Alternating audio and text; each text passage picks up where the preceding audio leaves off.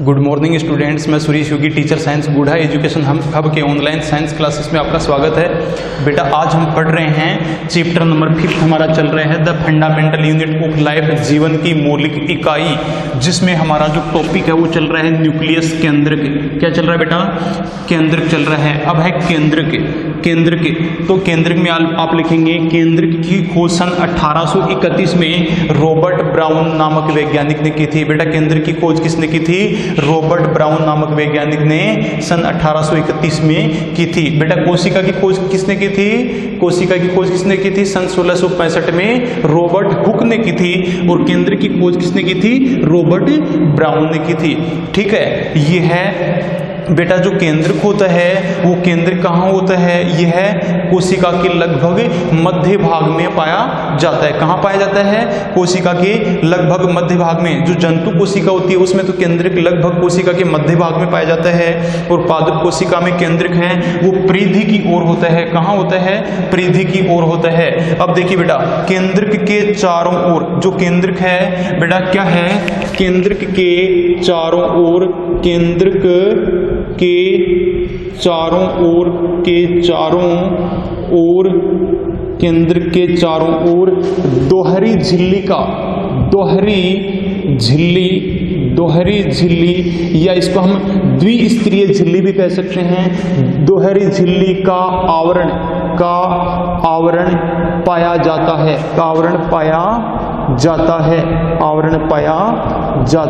है, जिसे बेटा क्या कहते हैं? जिसे केंद्रक झिल्ली या केंद्रक आवरण कहते हैं। जिसे केंद्रक झिल्ली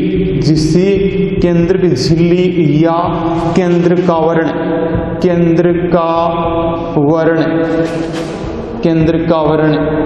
कहते हैं। ठीक है, जिसे केंद्रक झिल्ली या केंद्रक आवरण कहते हैं या केंद्रक आवरण कहते हैं। ठीक है, दोहरी झिल्ली का आवरण पाया जाता है। आगे है केंद्रक झिल्ली में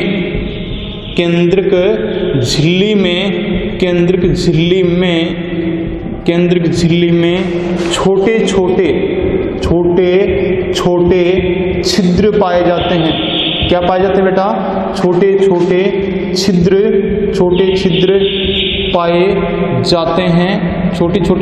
पाए जाते हैं, जिन्हें केंद्रक छिद्र कहते हैं। जिन्हें बेटा क्या कहते हैं? जिन्हें केंद्रक छिद्र कहते हैं। छोटे छिद्र पाए जाते हैं जिन्हें केंद्रक छिद्र कहते हैं। इन छिद्रों से होकर कोशिका द्रव्य व केंद्रक द्रव्य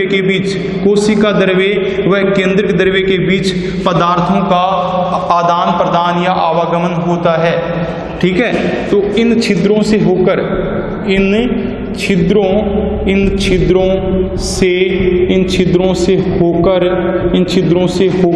या इन छिद्रों के द्वारा, ठीक है, कोशिका केंद्रक द्रव्य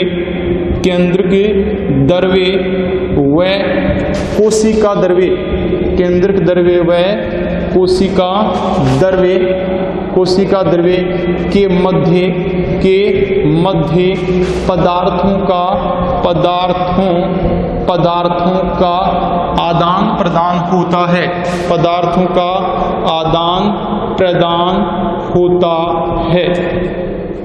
ठीक है बेटा, जो ये छिद्र हैं इन छिद्रों से होकर, ये जो आपको छिद्र दिखाई दे रहे हैं, इन छिद्रों से होकर क्या होते हैं कि जो कोशिका द्रव्य से जो पदार्थ हैं वो केंद्रक द्रव्य में चले जाते हैं, वो केंद्रक द्रव्य के पदार्थ हैं वो कोशिका द्रव्य में आ जाते हैं। तो पदार्थों का आदान प्रदान या आवागमन होता है।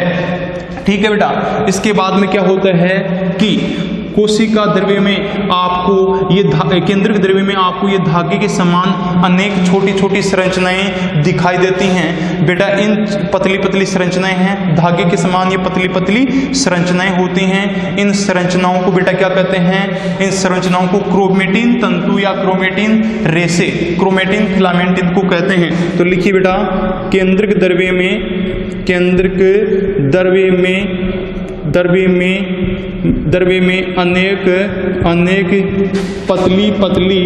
अनेक पतली धागे नुमा धागे नुमा संरचनाएं, धागे नुमा संरचनाएं, स्ट्रक्चर, ठीक है, धागे नुमा संरचनाएं होती हैं जिन्हें बेटा क्या कहते हैं, जिन्हें क्रोमेटिन तंतु कहते हैं, जिन्हें क्रोमेटिन तंतु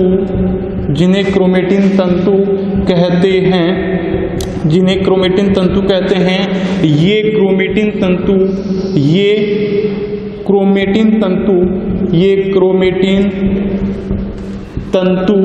क्रोमेटिन तंतु संगठित होकर या संघनित होकर, ये क्रोमेटिन तंतु संघनित होकर गुणसूत्र का निर्माण करते हैं, गुणसूत्रों का निर्माण करते हैं। बेटा किसका निर्माण करते हैं? गुणसूत्रों का, क्रोमोसोम का। गुणसूत्रों को अपन क्या कहते हैं इंग्लिश में? क्रोमोसोम कहते हैं, क्रोमोसोम, ठीक है, क्रोमोसोम का क्या करते हैं? निर्माण करते हैं। कौन करते हैं? ये क्रोमेटिन तंतु हैं, ये आपस में बेटा क्या हो जाते हैं? संघनित हो जाते हैं, कंडेंस हो जाते हैं और संघनित होकर गुणसूत्रों का निर्माण करते हैं, ठीक है। बेटा ये गुणसूत्र हैं, ये किसके बने होते हैं? तो बेटा गुणसूत्र हैं, गुणसूत्र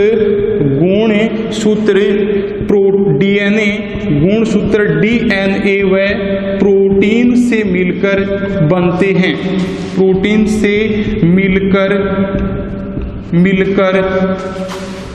बनते हैं, जो गुणसूत्र हैं या बने होते हैं, ठीक है। गुणसूत्र किससे मिलकर बने होते हैं? डीएनए व प्रोटीन से मिलकर बने होते हैं, ठीक है ना।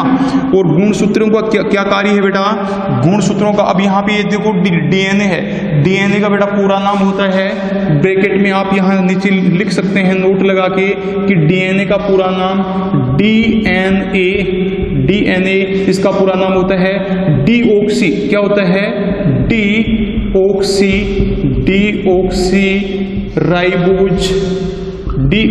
राइबोज न्यूक्लिक अम्ल, न्यूक्लिक अम्ल, इंग्लिश में हम इसको बोलें deoxy ribose nucleic acid, DNA का पूरा नाम होता है। इसी प्रकार एक होता है आरएनए का पूरा नाम होता है बेटा राइबोज न्यूक्लिक अम्ल, क्या होता है? राइबोज न्यूक्लिक अम्ल, ठीक है। तो ये जो गुणसूत्र हैं ये किसके बने होते हैं? डीएनए व प्रोटीन से मिलकर बने होते हैं, ठीक है। गुणसूत्रों में क्या होती है बेटा? आनुवांशिक सूचनाएं होती हैं, गुणसूत्रों में जेनेटिक इंफॉर्मेशंस होती हैं, आनुवांशिक सूचनाएं होती हैं, वो डीएनए अणु के रूप में माता पिता से अगली संतति में स्थानांतरित हो जाती हैं। जो डीएनए अणु के रूप में, डीएनए मॉलिक्यूल के रूप में माता पिता से अगली संतति में क्या हो जाती हैं? स्थानांतरित हो जाती हैं, ट्रांसफर हो जाती हैं। तो गुणसूत्र का कार्य क्या है? गुणसूत्रों का बेटा कार्य है कि ये आनुवांशिक गुणों अथवा लक्षणों को एक पीढ़ी से दूसरी पीढ़ी में स्थानांतरित करते हैं, आनुवांशिक गुणों अथवा लक्षणों को एक पीढ़ी से दूसरी पीढ़ी में स्थानांतरित करते हैं, ठीक है बेटा। इसके बाद में कि ये गुणसूत्र हैं ये हमें कब दिखाई देते हैं? गुणसूत्र हमें कोशिका विभाजन के समय ही दिखाई देते हैं, और वो कैसे दिखाई देते हैं? छड़ाकार दिखाई देते हैं। तो यहाँ आप नोट लगा के भी लिख सकते हैं, नोट लगा के ये लिख सकते हैं कि गुणसूत्र कोशिका विभाजन के समय दिखाई देते हैं। गुणसूत्र कोशिका विभाजन के समय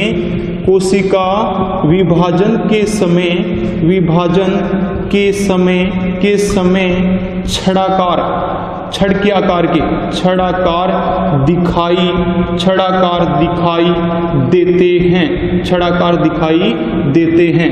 बेटा यहाँ आप जो गुणसूत्रों में जो आनुवांशिक सूचनाएं होती हैं वो किसके रूप में बेटा? डीएनए के रूप में, डीएनए अणु के रूप में माता पिता से अगली संतति में स्थानांतरित होती है। और यहाँ पे बेटा डीएनए के, ये भी आप नोट स्टार लगा के लिख सकते हैं, डीएनए के क्रियात्मक खंड को, मतलब क्रियात्मक टुकड़े को, डीएनए के क्रियात्मक